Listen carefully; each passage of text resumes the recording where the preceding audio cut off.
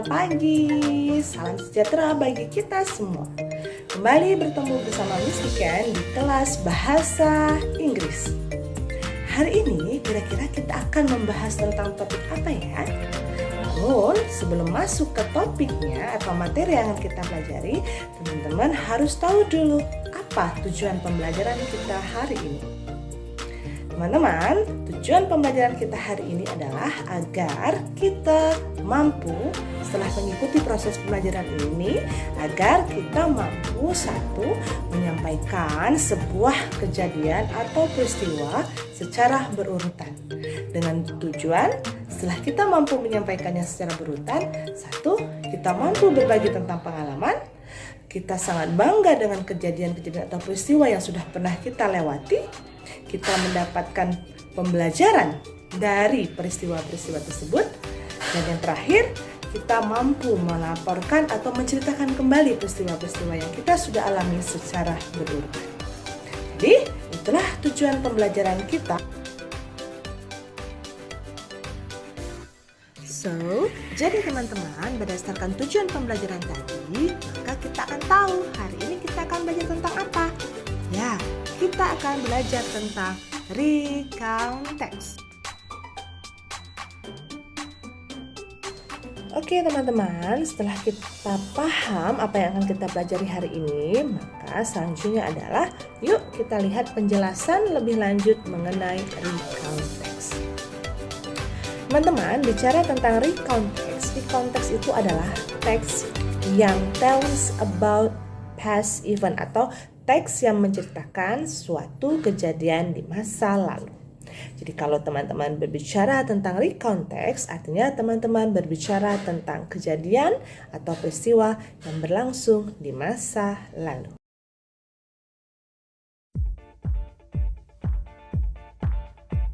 Sekarang apa fungsi dari recount text itu sendiri? Fungsi dari recount text itu adalah untuk menceritakan atau to tell about experience, bercerita tentang pengalaman, baik itu pengalaman diri kita pribadi atau pengalaman orang lain. Jadi tidak hanya seputar pengalaman diri kita pribadi atau seorang penulisnya sendiri, tapi dalam recount text tujuannya kita bisa menceritakan pengalaman-pengalaman atau peristiwa-peristiwa penting yang dialami oleh orang lain.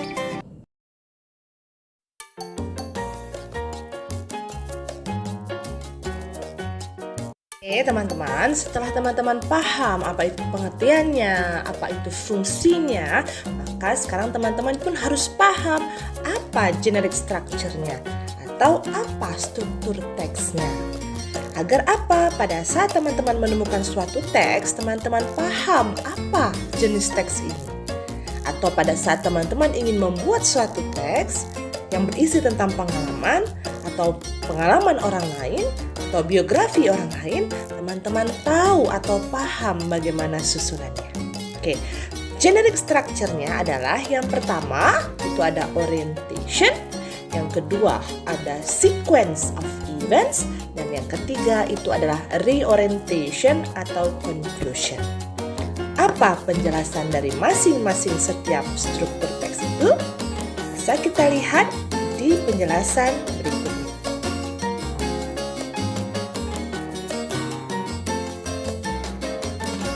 Oke, sekarang kita harus tahu bagian-bagian dari atau struktur dari recount text.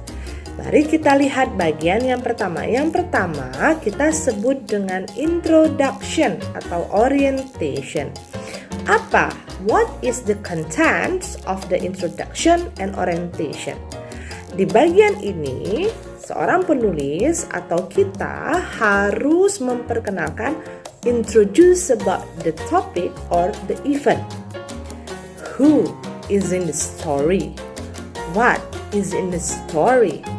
Where, when, and possibly how. So di dalam atau di bagian orientasi ini tujuannya hanya untuk introduce the topic or the event.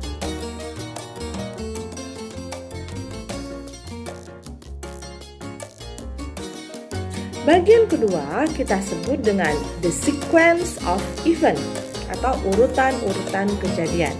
Dari judulnya kita sudah tahu bahwa di bagian ini kita harus menampilkan urutan-urutan kejadian atau peristiwa-peristiwa secara berurutan.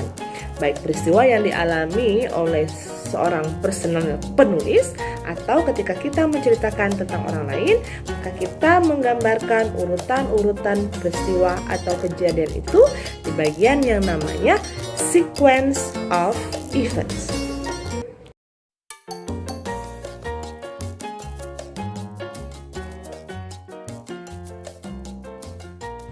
Lalu, apa bagian terakhir dari struktur teks recontext?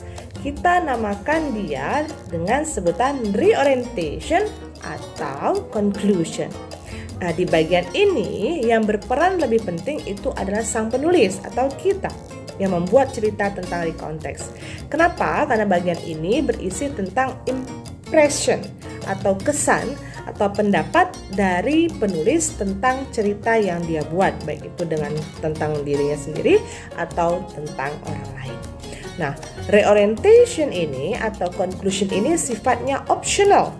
Boleh muncul di recontext atau tidak. Jadi bebas ya, boleh ditampilkan, boleh juga tidak.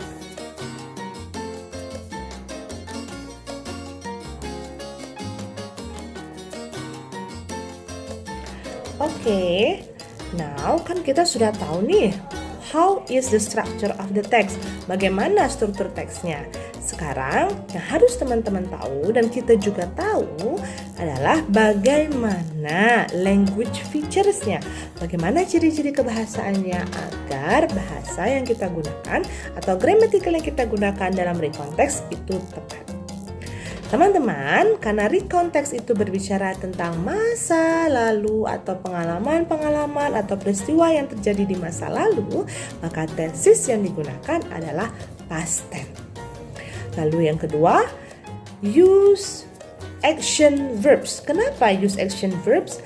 Karena semuanya menceritakan tentang pengalaman atau aktivitas atau kejadian atau peristiwa yang dialami oleh seseorang maupun orang lain. Makanya kebanyakan kata kerja yang digunakan adalah action verbs. Lalu yang ketiga, recontext itu harus bersifat factual atau fakta dan tidak mengada-ngada karena isinya mengenai pengalaman. Pengalaman kan artinya sesuatu yang memang benar-benar kita rasakan, baik itu pengalaman pribadi ataupun pengalaman orang lain. Lalu yang keempat, di dalam recontext itu boleh dicantumkan yang tadi saya sampaikan di awal, personal thought atau pemikiran atau pendapat sang penulis di dalam teks tersebut. Artinya kita sebagai penulis bisa memberikan pendapat, bisa memberikan opini terhadap tulisan yang kita buat.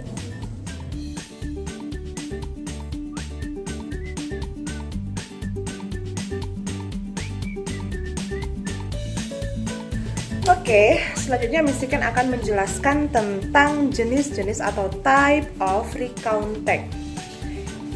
Oke, yang pertama kita namakan dia dengan personal recount. Apa itu personal recount? Personal recount adalah recontext yang menceritakan tentang pengalaman pribadi. Jadi kalau kalian ingin menulis sebuah cerita tentang pengalaman pribadi, maka dia termasuk jenis dari personal recount. Lalu yang kedua, ada yang namanya factual recount. Factual recount itu apa, Miss? Factual recount itu adalah recontext yang menceritakan peristiwa yang benar-benar terjadi atau fakta yang benar-benar terjadi. Lalu yang ketiga, kita namakan dia dengan apa? Biographical recount. Apa itu biography recount atau biographical recount? Yaitu sebuah recontext yang menceritakan tentang kisah hidup atau perjalanan seseorang. Itulah 3 jenis atau 3 tipe dari recontext.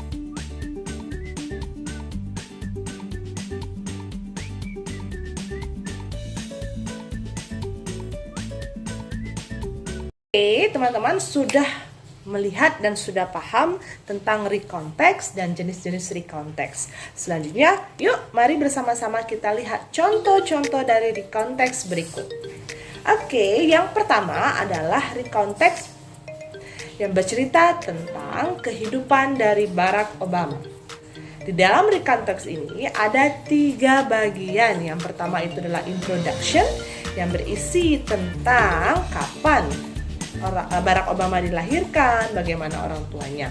Lalu bagian yang kedua itu adalah sequence of event atau urutan-urutan kejadian, peristiwa-peristiwa yang dialami oleh Barack Obama.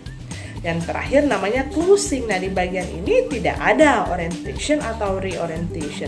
Jadi hanya ada 2 bagian, yaitu introduction, lalu ada sequence of events and closing. Di closing itu juga masih berisi tentang peristiwa-peristiwa yang dialami oleh Barack Obama.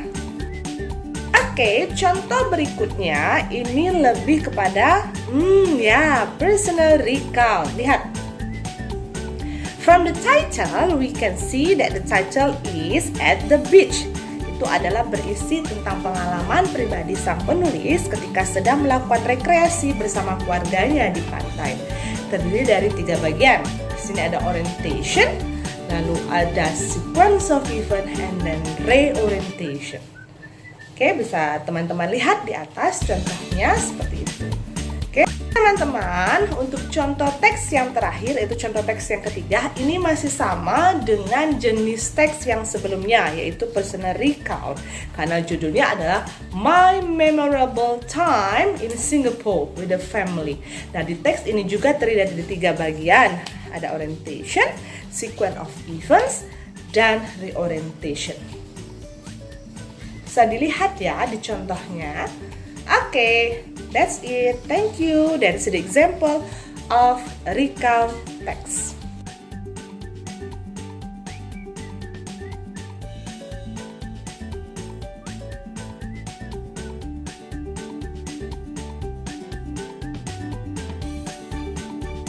Oke teman-teman, akhirnya berakhir pula pertemuan kita kali ini dalam video pembelajaran bersama Miss Niken.